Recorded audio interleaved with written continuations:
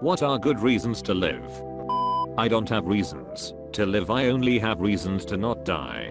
Despite how similar those sound, they are different, and most people who are content with fire lives won't be able to make the distinction. I get this, I'm not depressed, but I'm not happy either. Just going day to day. Edit 1. Thank you guys for the replies. I don't think I'm depressed, it kinda just feels numb. Like going through all the motions, but not really there. I've been depressed before, but this feels different.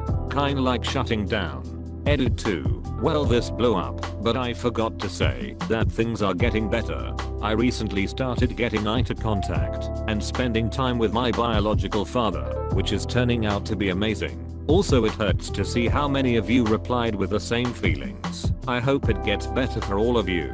Hang in there. Edit 3. Thank you kindly for the silver, stranger. If you have pets, they'll never understand why you left. I wish I can keep my dog.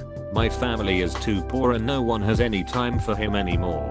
I'm giving him up Wednesday, and I'm super sad about it. Edit. People, your kind words are more than enough. I don't need anyone sending me anything, although I appreciate the sentiment. Also, I live in Ohio, so it's not where people are located, so I can't give him to someone here. Too poor as in not enough money to feed him? If so, DM me an Amazon link to the food he needs and your address. I have written this out elsewhere, but since everything I want to say has stayed the same, I'll just copy it here. I had a couple major realizations. Self-talk. I was intensely, harshly critical of myself. One day I realized that I would never talk to another person like that, so why should I talk to myself that way? I made the decision to treat myself as though I was a friend who had the same issues. I would treat myself kindly with compassion and allow myself to be imperfect, even very imperfect.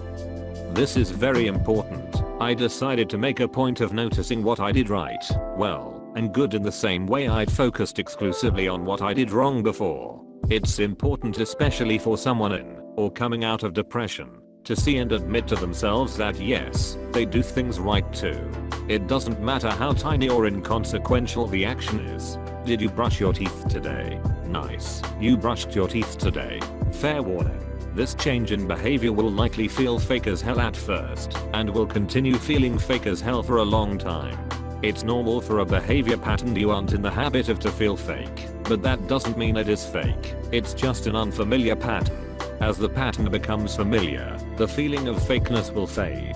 The other thing was that I realized when you are depressed, you naturally tend to focus on what's bad and wrong in life. You don't even notice the good stuff, even though it's still there. If you go long enough noticing only bad things, while being oblivious to the good, it can legitimately get to a point where it really, genuinely feels to you like only bad things exist for you, and that good stuff doesn't even exist at all. Therefore, I made a deliberate point of noticing what's right and good in life. There's a roof over my head tonight and I have a warm, dry, comfortable bed to sleep in. I have my health. I can have pretty much anything I want for dinner. I'm incredibly lucky to live in that incredibly tiny fraction of all of human history that the internet exists. It's a lovely day out today. I lost a couple more pounds. I really do have exceptionally awesome landlords. I was really kind to that person. I got the dishes done today, etc. Fair warning. This is another thing that's going to feel fake as hell for a long time, until you get into the habit of it. Expect it. It's normal and fine. I pushed through the fake feeling, and it made a life-changing difference for me that I did. One more thing. Let it be genuinely okay for yourself to make mistakes. Old habits and thought patterns can have a lot of inertia to them. Depressed people are still people, and people are just human beings, which means they will make mistakes. If you can let it be genuinely okay to be a human being who makes mistakes just like anyone else does, don't beat up on yourself for making them. Just shrug, let it roll off your back, and carry on. You will have a much easier time of all of this on those days you find old habits creeping back again. To see if the Area 51 raid actually happens, I'm imagining Area 51 festival where bands turn up to try get recognized, and vending companies turn up to capitalize on the crowd. I read this on a similar AskReddit. We're all lights in the darkness for one another. When one light goes out, it makes it that much more dark for the rest of us. The human eye can see a single candle from 4 miles away, You never know when your light is the only light someone can see. Can you really see a candle from 4 miles away? If there is no other light, I think so. Yes, the candle itself I'm not sure about, but the light it drops probably. You've been dead for eternity, before you were born. Let that sink in. An infinite amount of time, where you did not exist. And for a universal split second you're alive, after which you will stop existing for an infinite amount of time.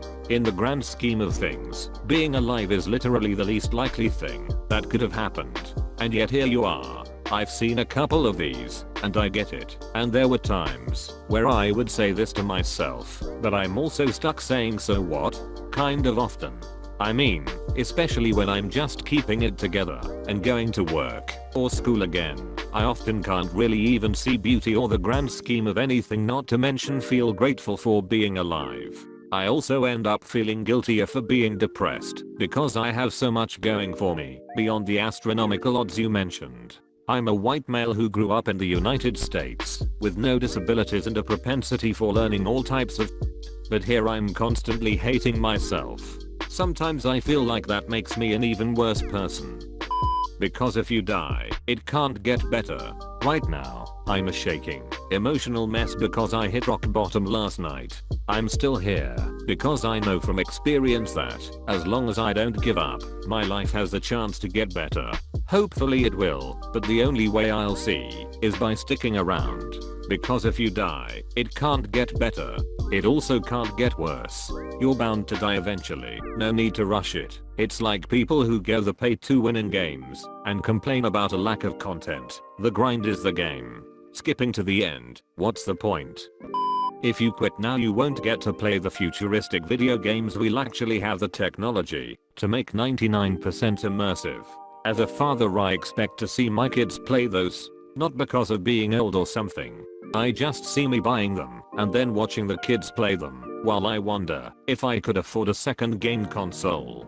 Oh hell no, I'm going to be right there with them. My passion for games will never die. I wanna be like that grandma that plays Skyrim.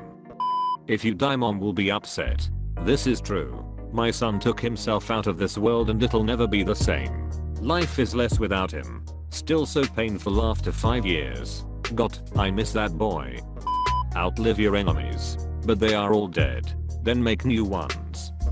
You can't stop being dead, ever. If you stay alive, you have the rest of your life to do stuff. Improve the planet. Get rich. Give others a start you wish you had. I'd love to be able to press pause or create a new character, but I'm definitely not ready to put the game down forever. I just don't see a future for me. It's impossible for me to imagine a possible future. I'm just lost and don't want to feel sad all the time anymore. It's okay to feel lost and sad sometimes. If you feel sad all the time, then it's okay to ask for help. I mean, if you broke your arm, would you just sit there and suffer? Or would you go get it looked at? And you don't have to imagine a future or anything.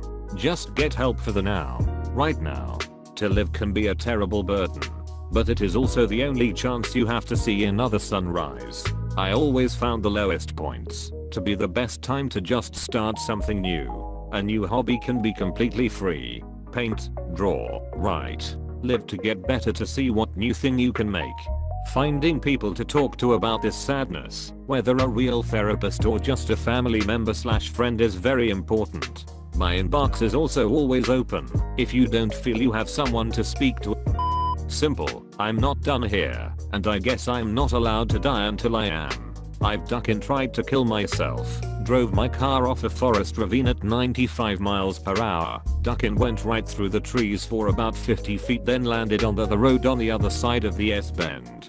Car had a small dent in the front bumper and half-inch chip missing, both from the winding road sign I took out right before the ravine, but not a scratch otherwise. I went back to look. There was no gap between the trees big enough for a car. Years later, I tried to blow my brains out with shotgun.